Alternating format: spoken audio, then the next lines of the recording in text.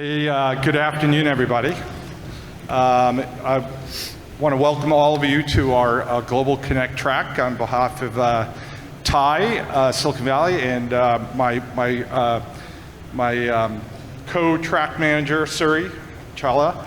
And we're very excited about our Global Connect track, which sits as a really nice counterbalance to the Exponential India program yesterday afternoon. I don't know those that attended that program.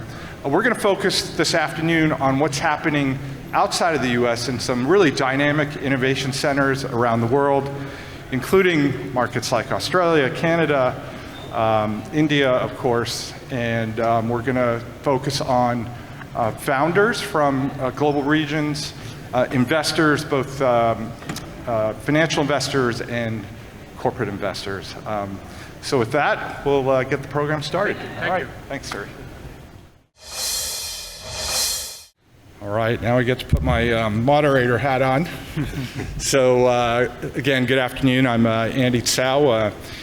My day job is running global markets for Silicon Valley Bank. And my other day job is being a board member here at TiE Silicon Valley over the course of the last 4 years.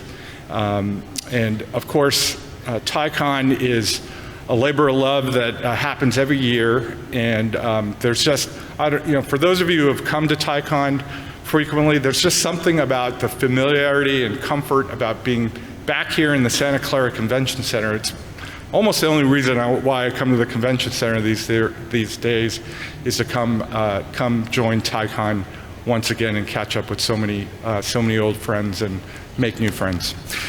So we talked about the theme of Global Connect, and I have the honor of starting off the conversation with my esteemed panel here today. And we're going to talk about essentially innovation policies from a sort of government view, what's happening in India, in Canada, and in Australia. Of course, we'll talk a little bit about AI, and we'll talk about for the founders and investors in the room who want to access these markets, what's some advice in terms of entering these markets.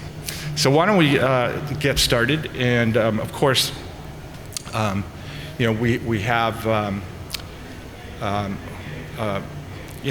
we have Dr. Reddy here for Consul-General of India. We have Consul-General Sarkar from Canada, Dr. Sarkar, and Chris Ketter, Consul-General of Australia. For those who are expecting Consul-General of the UK, Tammy Sandhu, unfortunately, she had to drop out of the program, so we'll miss her today, but we have a terrific panel regardless. So, gentlemen, when I was thinking of this program, I was thinking, how do I, is there a sports analogy that I could come up with? In cricket, okay, no, that doesn't quite fit. Hockey, no, that doesn't work either. Rugby, maybe a little bit closer. I gave up. I think the commonality between these three countries are fantastic startup ecosystems, and very much looking forward to hearing their insights on what's happening. And perhaps we can start with you, Chris. What's happening in Australia? It's a market that I've personally had the opportunity to start traveling to more than 10 years ago, and it was such a small, nascent startup ecosystem. And fast forward today, there's been tremendous growth and some fantastic companies like Atlassian and Canva, of course, leading software companies around the world. So obviously there's a lot happening in Australia. What's your perspective? Great, thanks Andy, and it's so good to be here with you this afternoon. Look, I think just to start off, we all know that Australia is an innovation powerhouse. We're the country that invented Wi-Fi, the solar panel, and we're pioneering in driverless vehicles. And we are home to quite a large tech startup ecosystem with over 20,000 startups. And as of 2022, there were 21 unicorns from Australia. And you've already mentioned Atlassian and Canva, the two that I was going to highlight. There are 544 AI companies headquartered in Australia. Some of them include Harrison.ai, Leonardo.ai and Redactive AI. The number of companies has increased by about 200 in the last 5 years, so it's really going forward. The number of jobs that are available in AI has really taken off. So it's increased by about 7 times in recent years. So I wanted to just touch on a couple of things that are really important for people to be aware of, and I might talk about this a bit later on as well, but the National Reconstruction Fund that exists in Australia, $15 billion, that is an initiative to transform Australia's economy, and particularly in priority areas. So one of the government's priority areas is in critical technology, and that includes AI. So coming online there will be $1 billion available for investment to support the development of AI technologies in Australia. Government's also looking at other areas to coordinate AI activities. So we now have a National AI Centre in Australia since 2001. That's part of our CSIRO, and that job is to coordinate activities within the AI sector. The government's also has provided funding for AI Adopt Centres to support small and medium enterprises to adopt responsible AI services and to build awareness to enhance their businesses. And also we've got another program to look at the skills issue that we have, which is the Next Generation Artificial Intelligence and Emerging Technologies graduate program. So there's a fair bit going on, and we're trying to promote safe and responsible AI in our region as well. So we've got existing MOUs with Singapore, we're partnering with Southeast Asian countries, and we think that this will enable the Australian AI system to leverage those connections.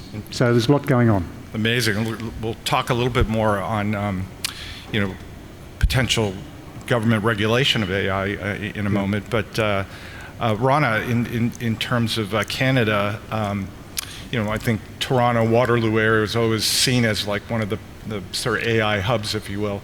So what's happening in Canada? Well, first of all, thank you, Andy, and thank you to the Thai audience as well. And it's a terrific pleasure to be back here, and to particularly with colleagues this time, to talk about this global AI growth story right now, because I think the Thai audience is the particular one to sort of raise this with, because it's the Thai community and people of particularly the Indian diaspora who have been significant players, both in terms of the founding of companies, but also in terms of the way these companies are all knitted together globally.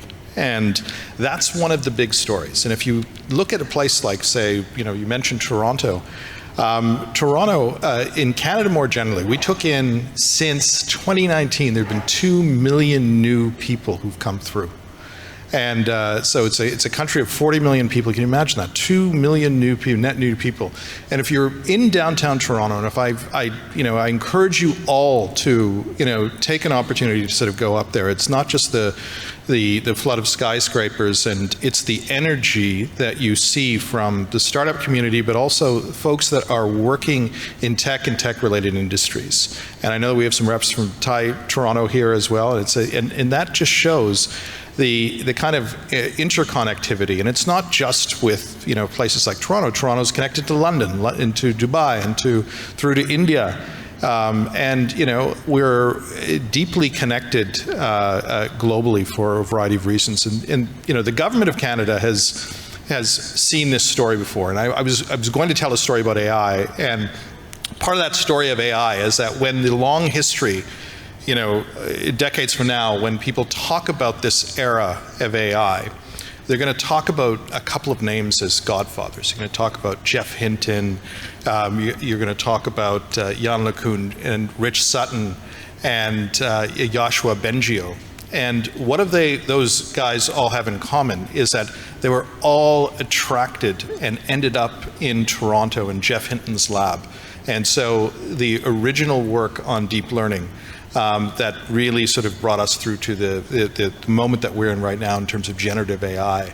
That work was done there. And if you look at the diaspora of leaders from Ilya onwards, of people who've gone on from those labs and have created these trillions of dollars of new market value, those lattice work of those communities still exist and are being developed and being really supported by government in a variety of ways. And you mentioned the University of Toronto and University of Waterloo. That is probably one of the deepest clusters of AI engineering talent, and also how AI can be practically applied in a variety of things, from health sciences through to the automotive supply chain, and all of the sensing technologies that take place. It requires an ecosystem of companies to help bring that together. And it requires government policy as well. And we certainly have a very proactive gauge on that. Recently, the budget just was a couple of weeks ago, and we put an extra $2.4 billion into this AI strategy. And part of that is $2 billion is just for compute. And because there's a whole other conversation about how nations and nation states and how we are all going to be in this big fight for compute going forward, and where we're going to put these data centers, how we're going to create a green data center opportunity as well for these frontier models to function. And so happy to do that as well. But Canada is going to play a significant role in that, and along with our partners, because this is a global effort. Certainly, Canada is a market that SVB has covered for decades, both from a cross-border lens and having operations there for a time. And it's, again, another venture market that's grown tremendously. Dr. Reddy, India, of course, is a market the bank's been involved with for 25 years. Would love your perspective on what's happening with India, in particular with respect to AI. Yeah, thank you, Andy. Good afternoon, everybody. As you know, most of you, India is now the fastest growing large economy in the world. So the growth is driven by the large Indian population of 1.4 billion, and also the youthful and aspirational population with the median age of 28 when compared with 44 median age in Europe and 38 in US.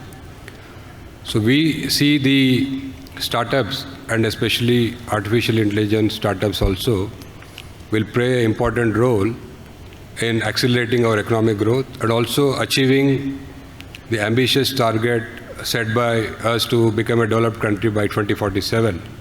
So today we are the 5th largest economy with $4 trillion US, but by 2047 we aspire to become a $32 trillion to $35 trillion economy. So like in 2016, Indian government has launched the Startup India program.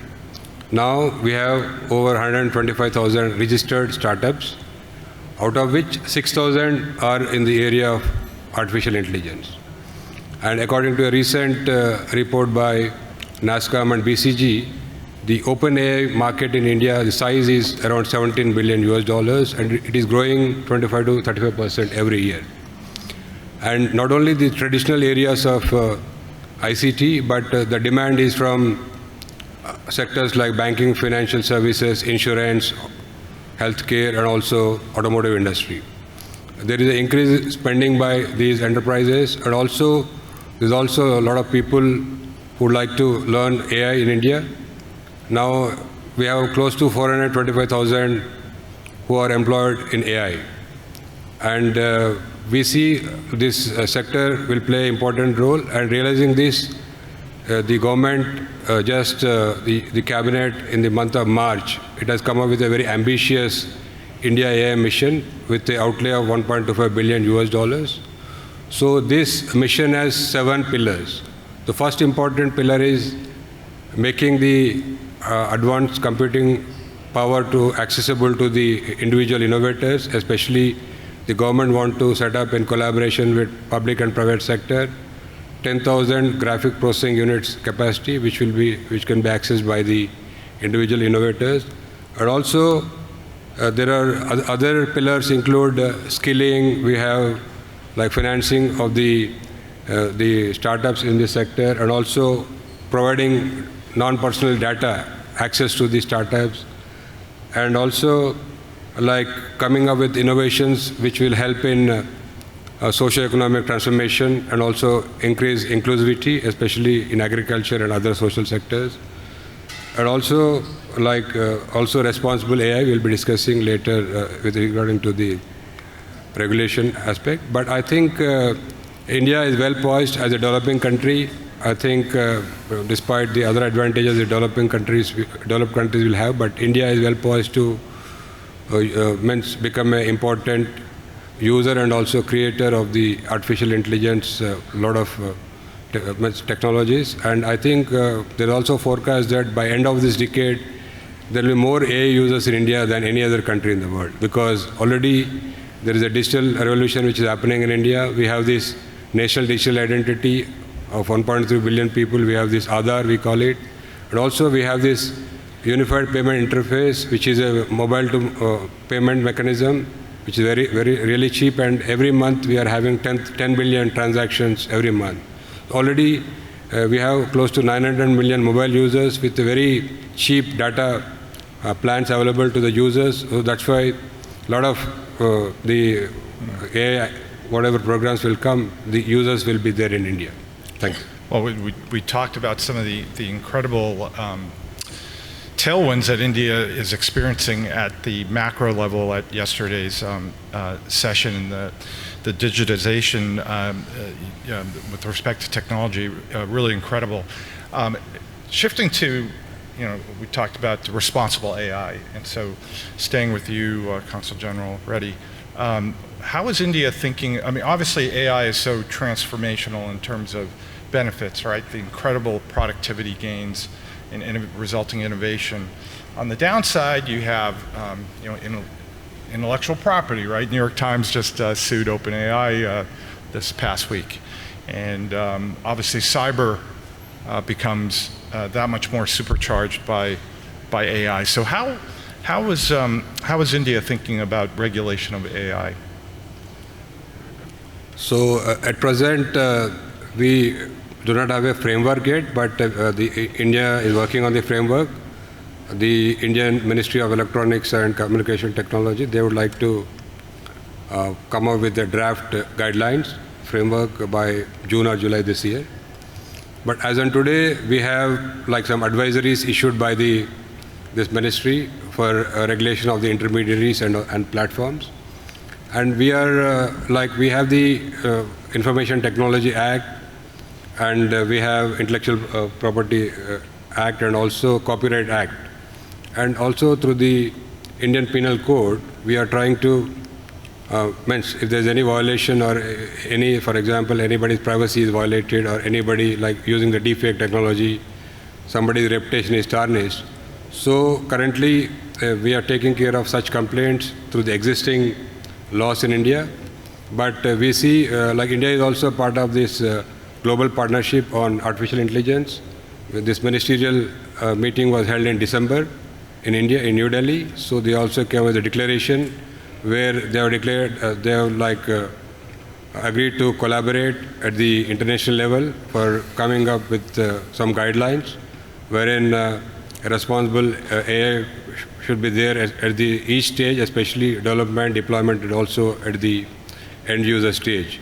And what are they can list out something, what kind of action could be taken, especially if there's a copyright infringement, especially for IPR, and if somebody, because some technologies can also have impact of creating disturbances with regarding to the social harmony in India, or any other country for that matter, using these kind of new technology like deepfake. So we are working with internationally at a global platform also with this GPAI, and also we are also hopefully will put the draft regulatory framework in the public domain for comments by June, July this year. Thank you. And Rana, same question to you, but just getting your thoughts. Are you of the camp that AI is going to take over the world? Is that a good thing or a bad thing? Or you? Well, look, I mean, AI is inarguably the most transformative technology that human beings have come up with, and it's going to deeply change all of our lives and our societies. And if you start with that premise, and it's a premise I believe, by the way, then there is a terrific amount of work that all of us as governments need to do to ensure that not just the existential risk, like all that, which is taken up a lot of time and no doubt, just given the pace and the exponential scaling of the models.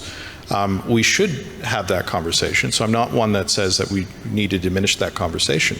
But on the other hand, there are some much more immediate risks that we are also looking at. Like we, in 2017, as a government, partly prompted through some of the early work that has been done on AI and developed, in Canada, people like Yoshua Bengio and Jeff Hinton and others were out there saying, hey, look, this is before, before the Transformer paper came out. They were out there saying, hey, look, we need to take this seriously and governments need to take action. So in 2017, our Prime Minister's very leaned in on this, and we actually put the first national AI strategy together. We're the first, G7 to put a national AI strategy together. And part of that strategy was to ensure that AI was fair and just. There was a set of provisions within sort of an AI act that we had put forward, which ensured that discrimination and bias were removed from AI systems. And then, but now we're into another world where we haven't yet legislated. But we will be encouraging legislation, no doubt, along with our partners in partnership, that will take on some of the next level scope of potential AI harms.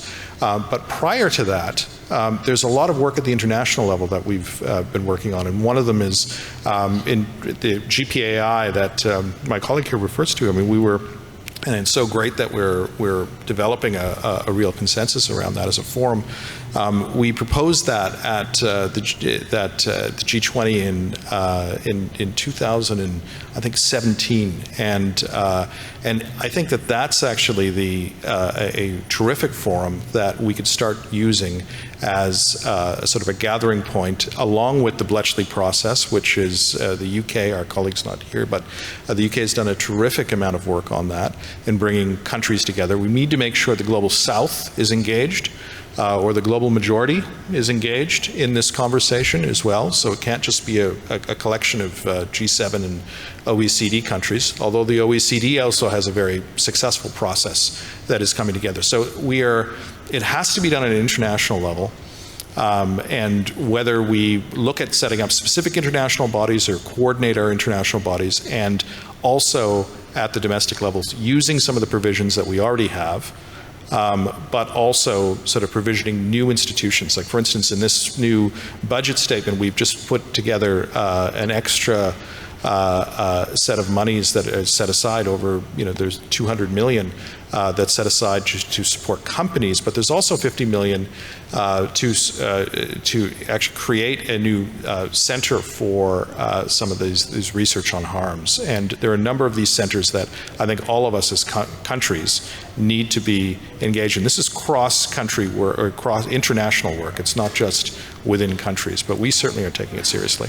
Well, it's a bit like data privacy, GDPR-like, right? And Chris, you were talking about sort of the regional cooperation that you had with APAC and Singapore, et cetera. So how is Australia thinking of regulation of AI? Well, it's a work in progress for us, as it is for it's early everybody. Days, right? Well, the EU has certainly gone out there with their approach, and that's certainly something that may well inform the direction that we take. But at the moment in Australia, there is a set of AI ethics principles that apply that deal with things like privacy and fairness, societal well-being. So those standards have applied since 2019. One of our state governments has got an AI assurance framework for New South Wales government agencies that currently applies. But there has been consultation that's been taking place at the national level over the last 12 months or so. In fact, the federal government in January of this year issued an interim response in relation to that consultation. So we've identified some of the issues that lack of trust is a barrier to the adoption of AI, so that we have to address that issue. And we don't want to impede the adoption of AI, but you've got to tackle the trust. So hence there is a need for government to look at this closely. And where there are low-risk applications of AI, then naturally you don't want to see government coming in and putting a barrier there. But where there are high-risk situations, then there probably is a role for government to play a part. And I think it's early days, but we're working through still with some consultation. The government's doing testing and a range of activities to try to come up with a set of laws that are appropriate.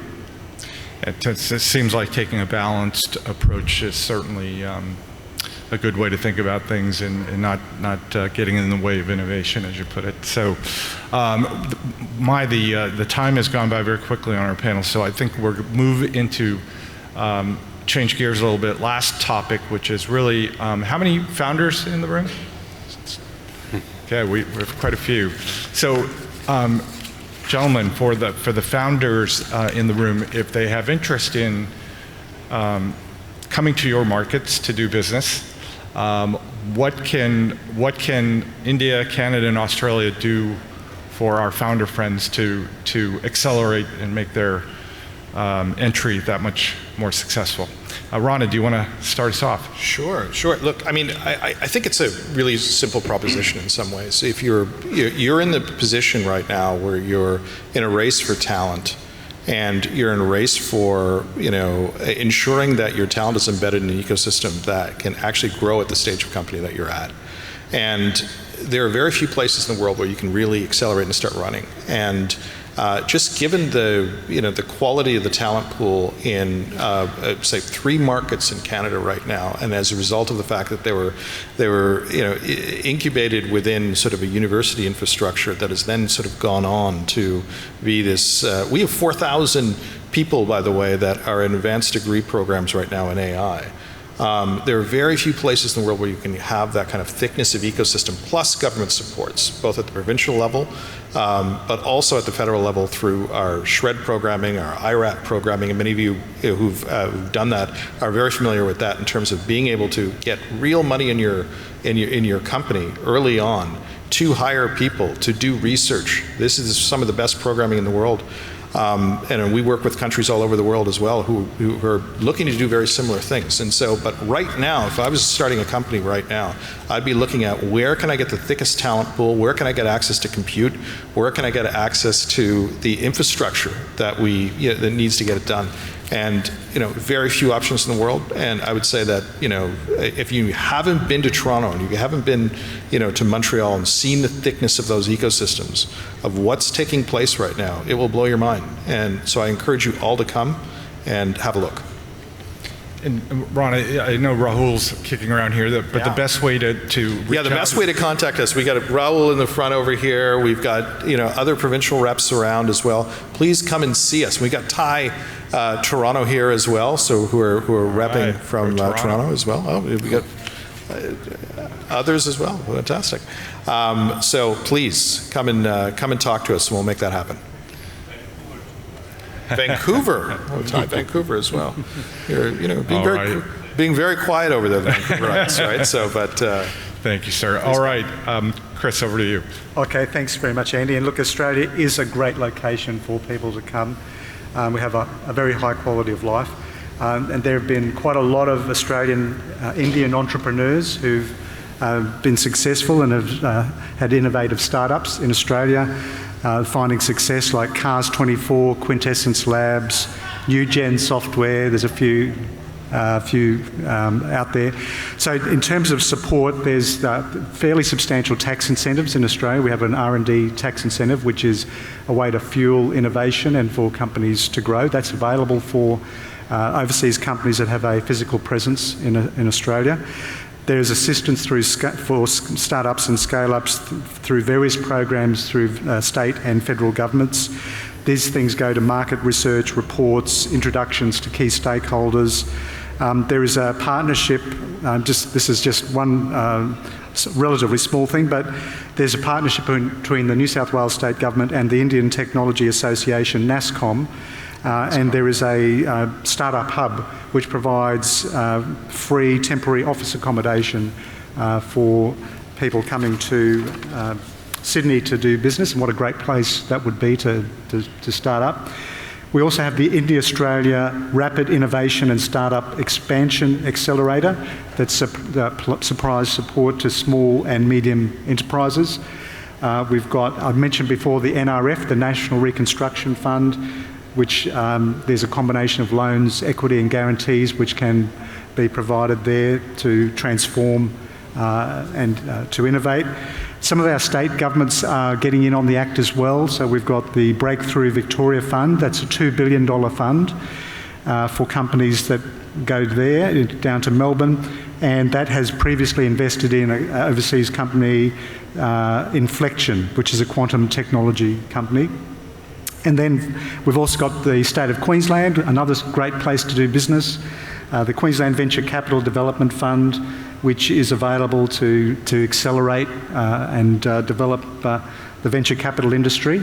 So there's opportunities to partner there with matched funding, accelerated funding, development program. And then lastly, there's the, at the federal level, we also have the early stage venture capital limited partnerships, and that provides tax exemptions on the investor's share of the fund's income. So there's a lot to add there. Can I just pick up very quickly a point that Rana made that I should have touched on earlier, which was in the area of green data centres, which I think is so important, particularly in the AI area, where we've got huge amounts of electricity required there. I think people need to be aware that Australia has aspirations to be a renewable energy superpower. So we think that it makes a lot of sense to locate AI factories in Australia where we can have green energy powering that. And so we think we've got a value proposition for the world in that regard. So I just wanted to put that one. Amazing. And it certainly doesn't hurt that you have a world-class food scene in Sydney and Melbourne, and Asian fusion, which is top on my list. But anyway, and we have Jessica here from Austrade, who do a great job. So reach out to Jessica and Chris and team. All right, Dr. Reddy, closing it out for us. Yeah. What can India do to help? No, as I mentioned, India is the bright spot in the global economy, and it will continue to stay for the next couple of decades, I think. So there's a lot of wealth to be made in India. So especially for startups, we also have a framework of cooperation between India and US. So when Minister Goyal was here, when Minister Goyal was here in November, Secretary Raimondo and Minister signed a memorandum of understanding on innovation handshake. Okay. So this is a framework which will provide connecting both the startup ecosystems in both India and US, and also discuss what are the regulatory hurdles, and also like exchange ideas regarding best practices regarding funding, and also try to create employment in especially critical and emerging technologies. We had a kickoff event which was supported by Confederation of Indian Industry and NASSCOM from India, and we have the US IBC in US. And as per the agreement, we will be holding 2 more such events in India, one in India and one in US. The hackathon event we are likely to hold in the Bay Area, so wherein we'll give opportunity for the startups and venture capitalists to participate, and also the startups can pitch ideas which can solve global issues. And we also have my colleague, Mr. Vivek is here, Anup is here. So if you are willing to participate in this kind of hackathons in India or in US, so feel free to contact us. We will also like to connect with Indian startups and incubators. We have over 1,100 incubators in India and around 200 accelerators.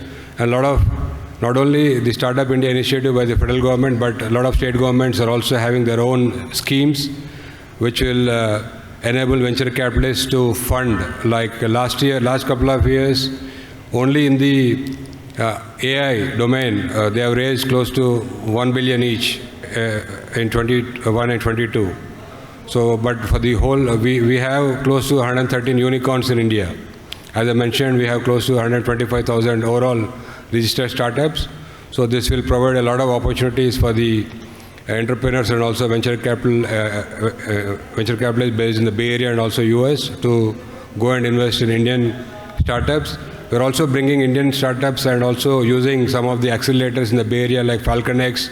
So they are using the premises, getting support, mentorship, and also some funding also from the locals so that they can scale up their operation and also enter the US market.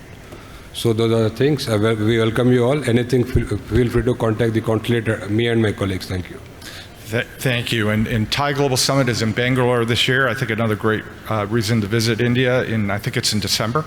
So we ran a little bit over, but I think worth every extra minute. And so please join me in thanking our terrific panel speakers today.